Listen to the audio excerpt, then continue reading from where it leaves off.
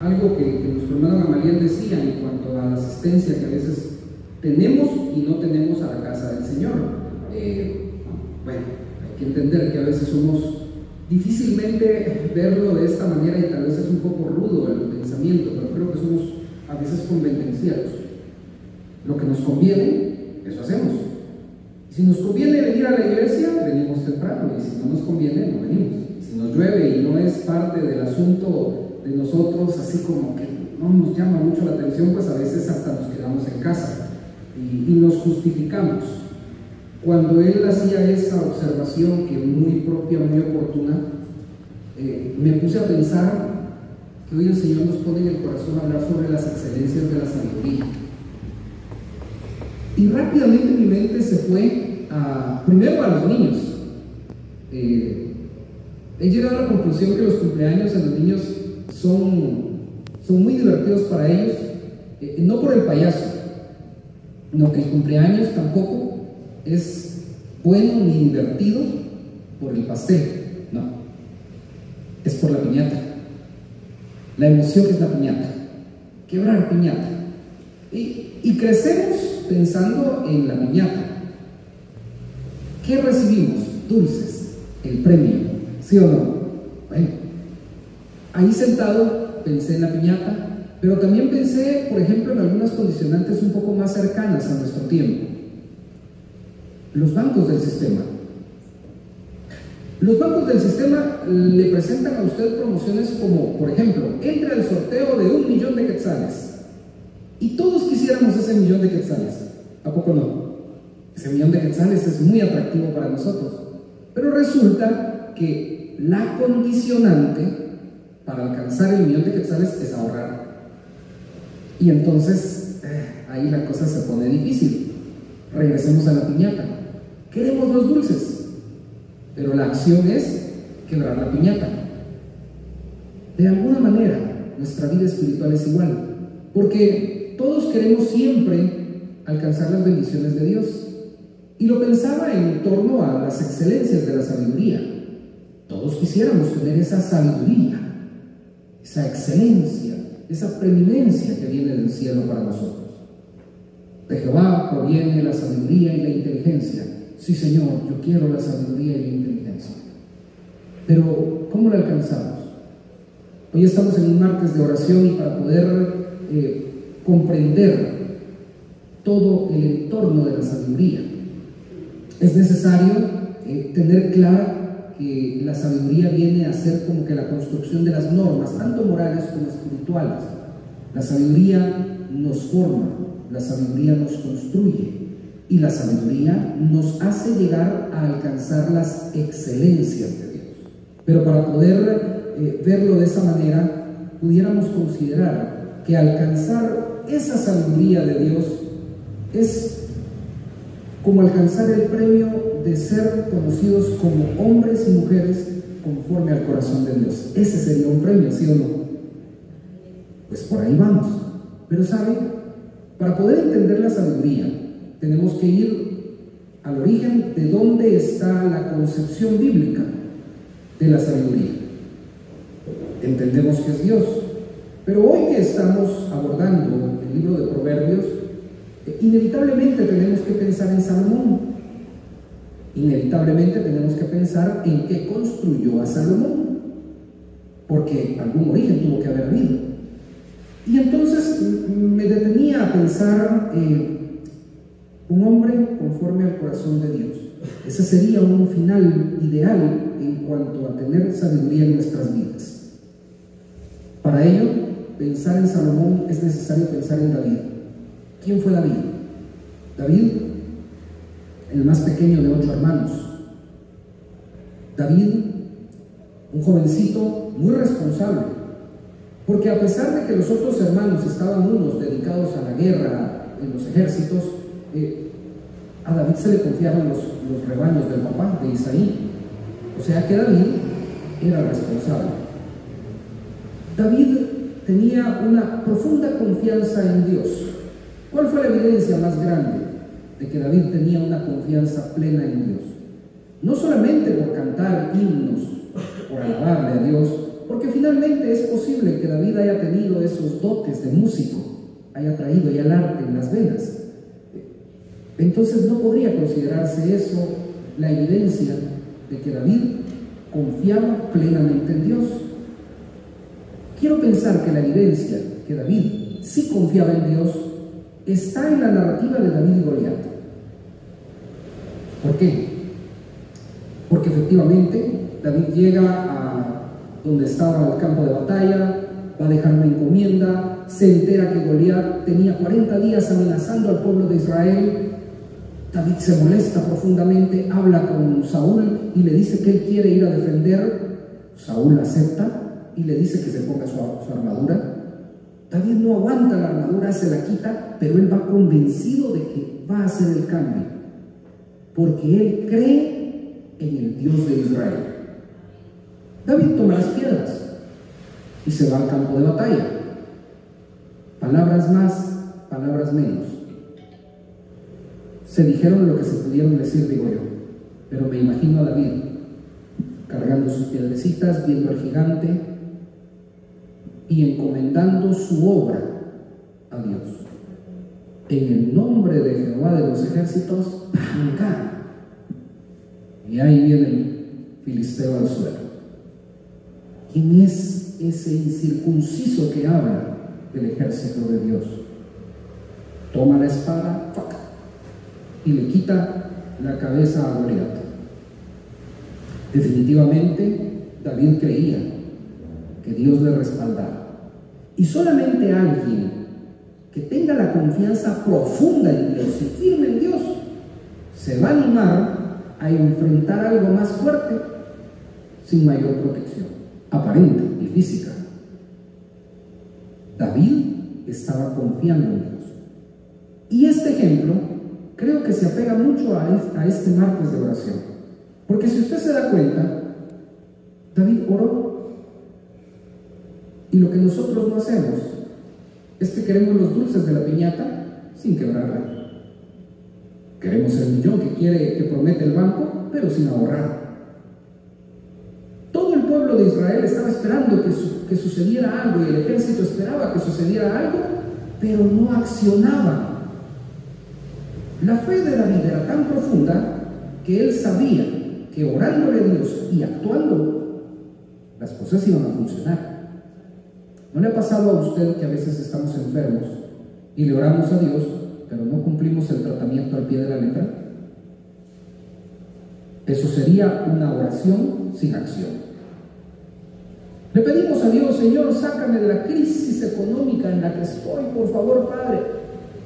Y pareciera que estamos esperando que del cielo baje una canasta de dinero para solucionar nuestros problemas económicos, cuando si oramos a Dios y ponemos nuestra causa económica delante de Él, nos corresponde trabajar. O sea que la oración va de la mano de la acción. Y de esa manera David se presenta con hijos. David llegó a tener, según las escrituras y según los estudios teológicos, cerca de 20 hijos. Imagínese usted, un dato que a veces lo olvidamos: hijos, hijas. Más son mencionados los hijos, y de hecho una hija es la que mucho destaca. Le cuento, de los hijos, tal vez los importantes para que los tengamos en la mente, podría ser Amnón.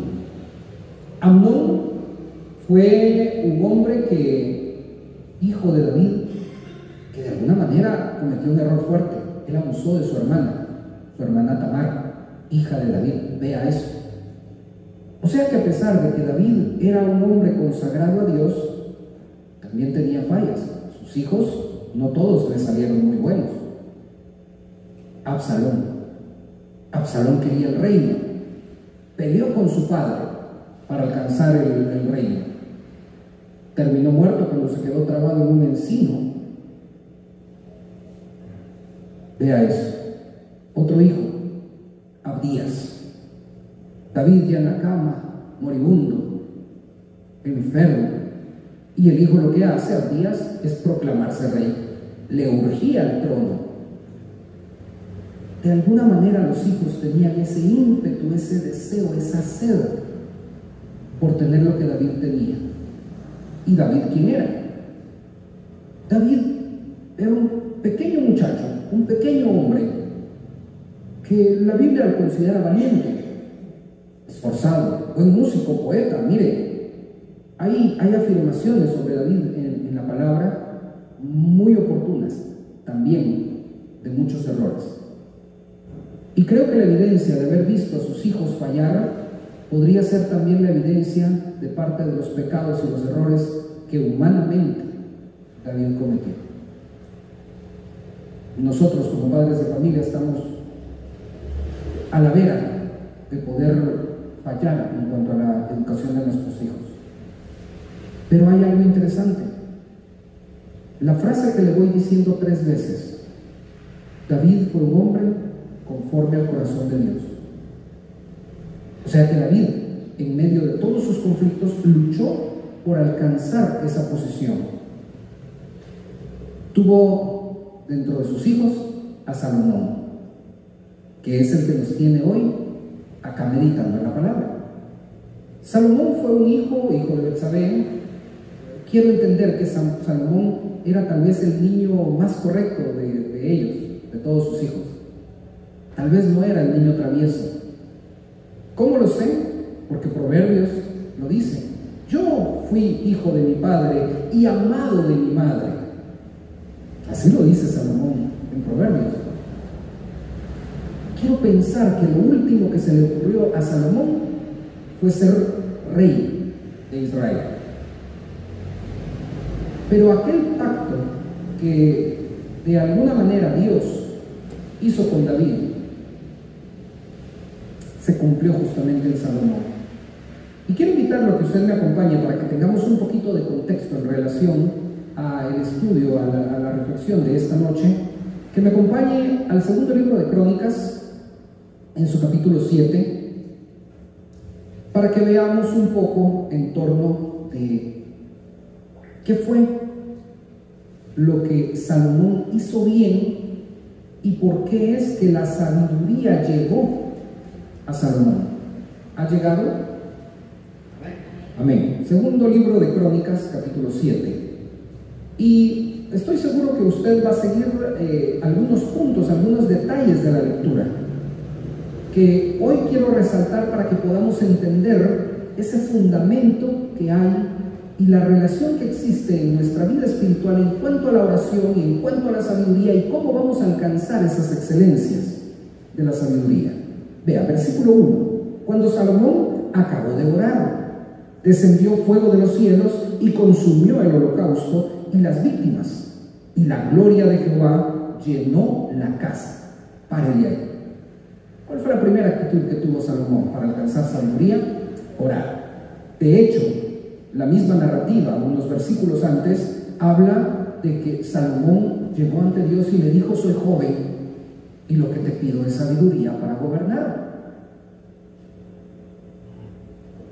Fue tan bien escuchado su oración que Dios le respondió aceptando su ofrenda. Versículo 3. Cuando vieron los hijos de Israel descender el fuego y la gloria de Jehová sobre la casa, ¿qué dice? Se postraron sobre sus rostros en el pavimento. Y luego, ¿qué dice?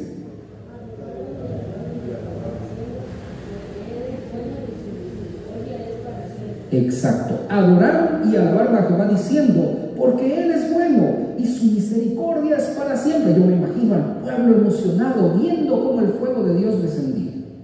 ¿Y todo a partir de qué? De un hombre que buscaba a Dios. En el versículo 7 hay una frase, que solo esa frase necesito que usted la vea y no la pierda de vista. Dice: Salomón consagró. Mira hasta dónde llegó Salomón. El versículo 8 dice: entonces Salomón hizo fiesta de 7 días. El versículo 9, si usted lo ve, la cuarta palabra inicia diciendo: hicieron solemne asamblea. Salomón, para llegar a ser el hombre sabio que fue, tuvo la primera característica, que fue orar. Orar profundamente, consagrar todo a Dios. La promesa que Dios le había hecho a David, que un hijo suyo le iba a construir casa, está detallado en las Escrituras. Salomón llamó al octavo día a todos,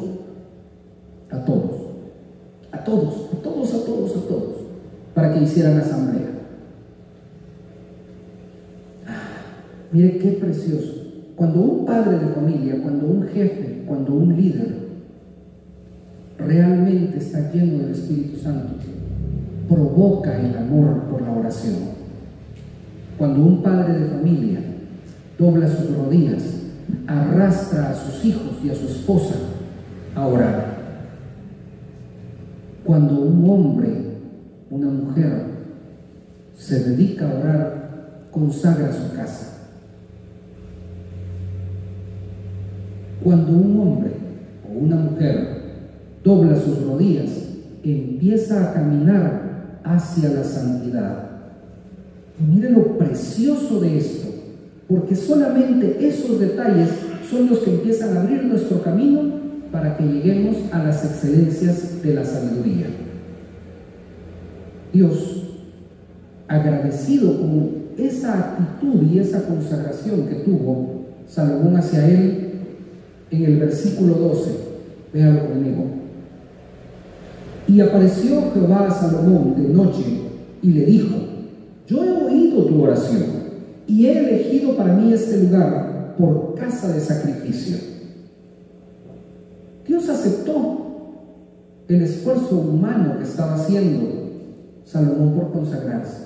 Y luego viene aquel pacto que hace Dios con Salomón, un pacto que nos alcanza a nosotros hoy y que en este martes de oración nos hace meditar profundamente cuál es el palo para abrir la piñata, para alcanzar las bendiciones. Y usted lo puede ver ahí, versículo 14, muy conocido: si se humillare mi pueblo, como dice, sobre el cual mi nombre es invocado, y oraren, como dice ahí, y oraren, y buscaren mi rostro, y se convirtieron de sus malos caminos, entonces yo, dice Jehová, oiré desde los cielos, y perdonaré sus pecados, y sanaré su tierra. Entender que Dios estaba haciendo un pacto con ese varón que iba a ser conocido por ser el rey más sabio es importante, porque es necesario entender que la oración realmente es la llave para que nosotros alcancemos la sabiduría. Venga conmigo a Proverbios, para que empecemos a perfilar cuáles son esas excelencias. El libro de Proverbios tiene algunos propósitos importantes, y en el capítulo 1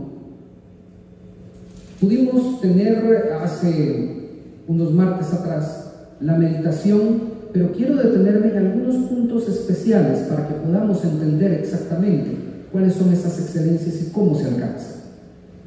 La sabiduría, el propósito, ¿cuál es? Y le quiero comentar, versículo 3. Dice que los proverbios de Salomón son para recibir consejo ¿de qué dice? De prudencia, muy bien. De justicia, juicio y equidad. Esas 4 palabras son importantes, que no las olviden. Para dar sagacidad a los simples y a los jóvenes inteligencia y cordura. Pero me llamó la atención lo siguiente. Regresemos al versículo 2. Porque ahí empieza a verse la luz. Para entender ¿qué dice? Sabiduría. ¿Qué es sabiduría? 1:7. Proverbios 1:7. El principio de la sabiduría es el temor a Jehová. Es el temor a Jehová. Pero piense conmigo, medite conmigo en la palabra. El principio de la sabiduría es el temor a Jehová. Todos nos lo sabemos de memoria. Pero si dice el principio, o sea, es la base, el fundamento, el piso sólido de la sabiduría, es el temor a Jehová. ¿Y qué es el temor a Jehová? En una ocasión le hice mención de eso. ¿Se recuerda? ¿No? Vamos a Proverbios 8:13 para que podamos entender qué es el temor a Jehová. El temor a Jehová es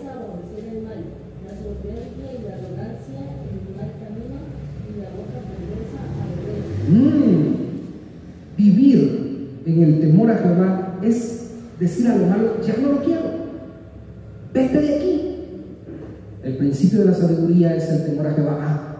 O sea que para que yo alcance sabiduría tengo que empezar a quitarme todo el mal de encima. Tengo que eliminar de mi vida la soberbia, dice la palabra.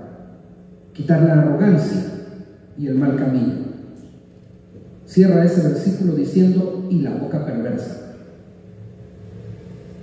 Esa es la mejor manera de poder tener claro que si vamos a alcanzar sabiduría, lo vamos a hacer a través del temor a Jehová, a través de una vida que va caminando correctamente ante Dios. Si ahora avanzamos al capítulo 2, que es el que nos tiene esta noche en el deleite de la palabra, y ya conocemos entonces qué es el temor a Jehová, ya entendemos que el fundamento de la sabiduría, el principio de la sabiduría es ese temor a Jehová. Entonces quiero invitarle a que usted conozca 6 pasos para entender cómo alcanzar el temor a Jehová. Y vea, capítulo 2, versículo 1. Haré énfasis en algunas palabras. Si usted tiene su marcador, lo puede marcar, su lapicero, y si no, tratar de memorizar dónde están esos 6 pasos, esas 6 acciones que usted puede tener para alcanzar el premio, para alcanzar la bendición, para alcanzar la sabiduría, para alcanzar esas excelencias. Dicen las Escrituras: hijo mío, si recibieres mis palabras y mis mandamientos guardares, haciendo estar atento, mire, haciendo estar atento tu oído a la sabiduría, si inclinares tu corazón a la prudencia, si clamares a la inteligencia, y a la prudencia dieres tu voz, si como a la plata, la que dice, la buscares. 6 acciones.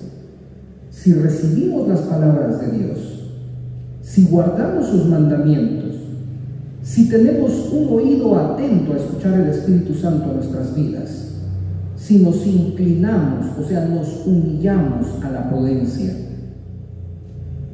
y si buscamos la sabiduría. Versículo 5, léalo conmigo por favor, todos juntos. Entonces entenderás el temor de Jehová y hallarás el conocimiento de Dios. ¿Se da cuenta? Ese es un camino claro. Ahora podemos entender por qué Salomón llegó a ser un hombre sabio. Porque él escuchaba las palabras de Dios. De alguna manera las enseñanzas que David como papá le daba están escritas aquí. Mi padre dijo, hay muchos versículos durante todo el libro de Proverbios que refiere a que Salomón recibió instrucción de David, Salomón recibió instrucción de su mamá, Salomón recibe las palabras de Dios. Si aprendemos a recibir palabras, iniciamos por el camino. Si aprendemos a guardar dentro de nosotros los mandamientos, vamos por buen camino. Si sensibilizamos nuestra espiritualidad para escuchar lo que el Espíritu Santo tiene para nosotros, lo que Dios tiene para nosotros, vamos a ir por buen camino. Si nos inclinamos, si clamamos, ¿se da cuenta cómo la oración se perfila en todo momento? La oración es el elemento más importante que está descrito para que alcancemos sabiduría. Entonces pensemos, ¿cuáles son los dulces de la piñata? ¿Cuáles son las excelencias de la sabiduría? Porque qué bonito es que nosotros querramos recibir las bendiciones de Dios. El anhelo y el sueño que tenemos, Señor, quiero ser un hombre, una mujer sabia. La mujer sabia edifica su casa, y tan bonito que se oye, ¿verdad? Pero ¿cómo entonces lo voy a hacer? Allí hay 6 pasos y se fundamentan en la oración. en una vida espiritual sólida. Ahora averigüemos cuáles son las excelencias que hay. Le quiero invitar a que usted me acompañe ahí en el capítulo 2, versículo 9. Entonces entenderás, ¿qué dice? Justicia, juicio y equidad, y todo buen camino. ¿Se da cuenta? ¿Se da cuenta? Aquí están las excelencias. Cuando usted camina en el temor a Jehová, cuando usted abandona el mal camino, cuando usted sana su boca y deja de hablar perversidades, cuando usted aborrece el mal, usted alcanza caminar en juicio, en justicia, en equidad, y Dios bendice su camino. Esas son excelencias de vida. ¿Qué es una excelencia? Es una preeminencia, es un lugar guardado. ¿Y para qué nos puede servir eso? ¿Para qué nos sirve en nuestra vida entender la justicia, el juicio, la equidad y el buen camino? Tiene un propósito en nuestras vidas. Regresemos al versículo 7. Lo vamos a leer, pero deseo que usted le ponga especial atención a la segunda parte de ese versículo. 2:7. Él, refiriéndose a Dios, provee de sana sabiduría a los rectos. Es escudo a los que caminan rectamente. Pedimos a Dios: Dios, guárdame, Dios, protégeme, protege a mi familia, protege mi vida, protege mi alma, protege mi alma, protege mis sueños, protege mis deseos, protege mi empresa, protege mis proyectos.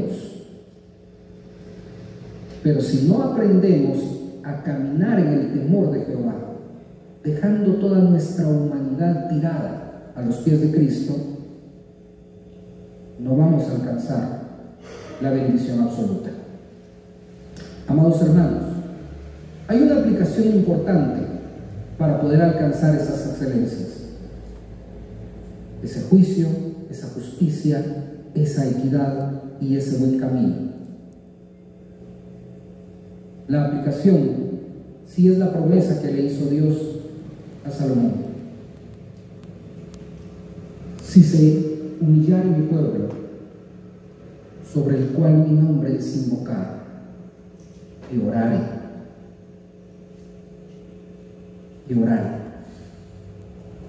esa es la condición, esa es la primera aplicación que tenemos en nuestras vidas. ¿Queremos sabiduría?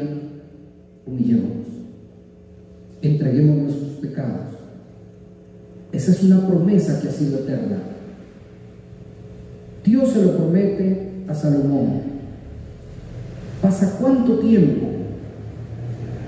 Y el apóstol Juan en su primera carta nos dice: si confesamos nuestros pecados, Él es fiel y justo para perdonarnos. La palabra de Dios es fiel y es atemporal. O sea que esas dos promesas también están dadas a nosotros para que aprendamos a andar en sabiduría, en temor a Dios, y para que alcancemos esa bendición que será escudo a nuestras vidas. Quiero, mis amados hermanos, concluir con un pensamiento que más es una pregunta para todos nosotros. ¿Queremos que Dios habite en nuestras vidas? Ese es un deseo bueno, que Dios habite en nuestras vidas. Pero Dios va a habitar en una vida que no camine en temor a Jehová, que siga viviendo en soberbia, en arrogancia. Dios habitará en una boca perversa, llena de chismes, llena de mal dichos y de palabras malas, por no decir obscenas, porque a veces lo hacemos. Dios habitará ahí. El apóstol Pablo le habla a la iglesia de Corinto y escucha lo que le dice: así que, amados, puesto que tenemos tales promesas, oiga qué precioso eso, tenemos tales promesas, limpiémonos de toda contaminación de carne y de espíritu, perfeccionando la santidad en el temor a Dios. Amados hermanos, queremos alcanzar las excelencias de la sabiduría, vivamos en temor a Dios. Tenemos que ser como ese niño, ese jovencito que fue a atacar a Goliat. Tenemos que tener en nuestras vidas oración y acción. ¿Cómo? Oremos a Dios, pero consagrémonos a una vida en santidad.